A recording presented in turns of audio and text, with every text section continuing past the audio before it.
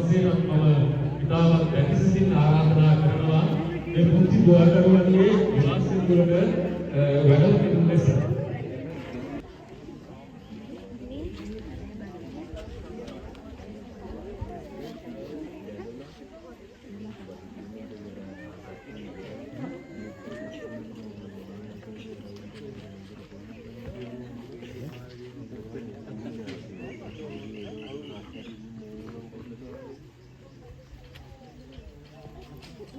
වතුර වාදනයක් තියලා තියෙන එතනින් මූණ ටිකක් පොදගෙන හදිය තමයි දාලා තියෙන්නේ. එතනින් ඔළුවට ගාගෙන ඇතුල් වෙන්න. බලන්න අම්මා සර්ප්‍රයිස් කරලා දිනා. මේක මෙහෙට කරන්න. මූණ හොද ගන්න.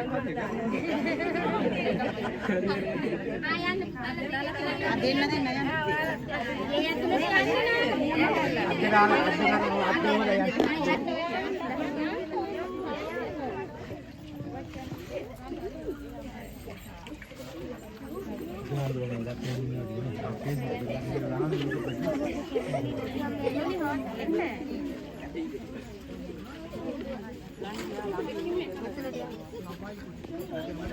මේ පැරණි අවුරුද්ද සඳහා ස්නානය කිරීම කරන්නේ නේ.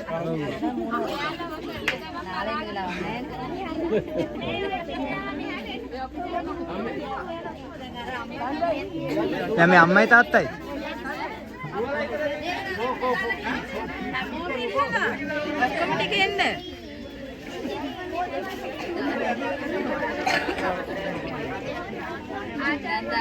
ඇතුළටත් යන කමන්නේ අර හිත යන පුළුවන්.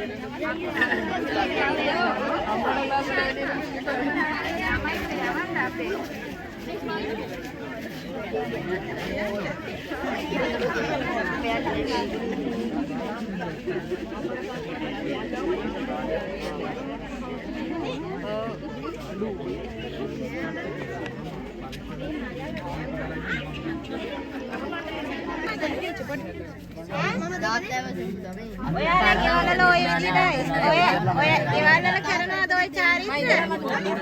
අපේ ගෙදර නම් කරනවා. අපිත් නම් කරනවා. අපේ ගෙදර හැම අවුරුද්දම කරනවා. මේ අම්මා. කොහොම අම්මා hina වෙන්න ඕනේ. කො තාත්තා. මේක තාත්තා. පොලේ තිබෙදී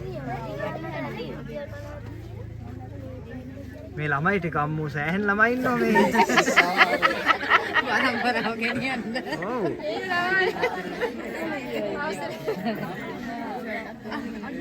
නෝනකතේට දැන් පන්සල් යන්න මේ ගෙදර එහෙම පිළියෙල කරගෙන වැඩ ඉවත් කරලා